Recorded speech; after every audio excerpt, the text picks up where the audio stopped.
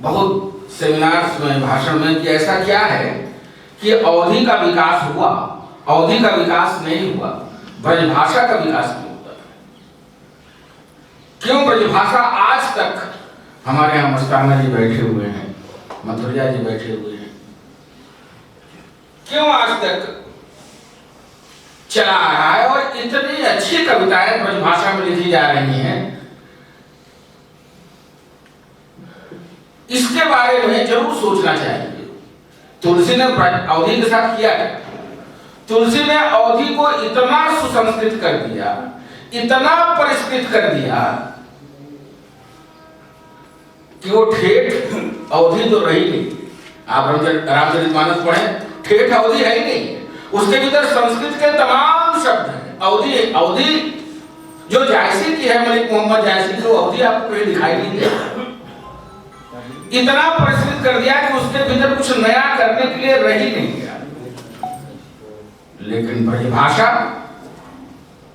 सूरदास ने इतनी जगह छोड़ी उसके भीतर कि आज तक हम लिख रहे हैं और निरंतर नया लिख रहे हैं और आप रसिक हो रहे हैं।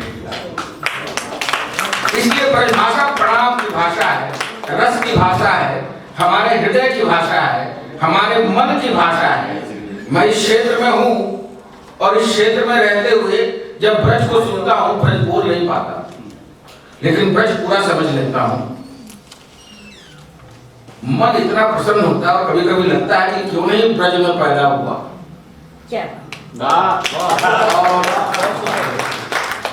अगर यहाँ पैदा हुआ होता तो शायद इसी प्रकार से हमारी भाषा में भी कुछ मिठास होती। लेकिन दुर्भाग्य से जिस खड़ी बोली का मैं कवि हूँ और लिखता हूँ, उसमें वो मिठास नहीं है जो ब्रजभाषा में आज भी सुनने में हो रही, जो कानों में गूंजती है और बहुत देर तक बनी रहती। मैं प्रवीण पांडे जी को पहली बार सुन रहा था।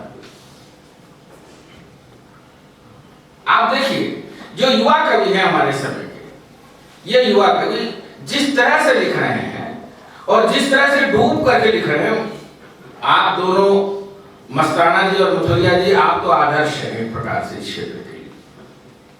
लेकिन जो युवा कवि हैं, ये जो लिख रहे हैं और जैसे डूब करके लिख रहे हैं, उस भाषा में एक नयापन ला रहे हैं।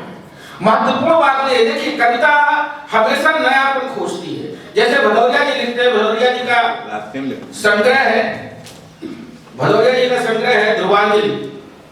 मैं हमेशा में कविता में बराबर, मैं अरुण जी से भी कहता हूँ, तमाम सारे अपने मित्रों से कहता हूँ और हमेशा बोलता हूँ कि आप रिपीट न करें।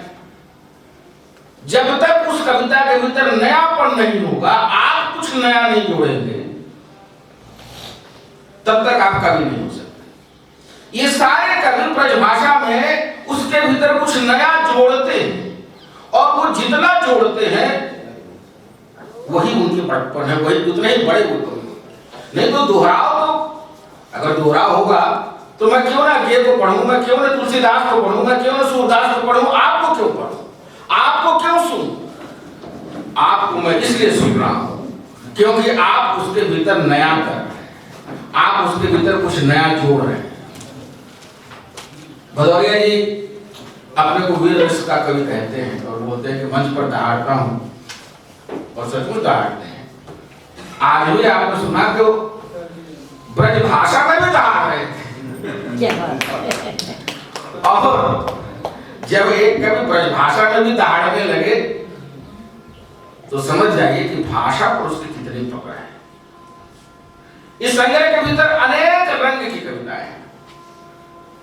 मैं नैतिकतावादी कविता को बहुत खराब कविता मानता हूं। मैंने पूरे भारतीय परंपरा में माना जाता है कि जो उपदेश पर कविता होती है, जो नैतिकता से ओतप्रोत बहुत ज्यादा दूसरों को उपदेश देने वाली कविता होती है, वो सबसे निकृष्ट कोटि की कविता है। लेकिन जब भदौरिया जी नैतिकता की कविता लिखते हैं तो लगता है कि ये बड़ी कविता लिख रहे हैं। ये बड़प्पन है, ये इस कवि का बड़प्पन है, ये भदौरिया जी का बड़प्पन है। और इसी के साथ मैं बहुत ज्यादा कुछ नहीं कहूंगा। इस संग्रह पर मैं जरूर चाहूंगा कि अलग से चर्चा हो और मैं शब्दम कि टीम से कहूंगा कि संग्रह पर चर्चा रखें अलग से, और जब चर्चा होगी तो बहुत सारी बातें निकल करके समझ में आएंगी। अभी समय नहीं है, इसलिए क्या अगर अभी मैंने बोलना शुरू किया तो आप सब तो उठ ही जाएंगे। धन्यवाद आपको बहुत बहुत, आप यहाँ पर आए।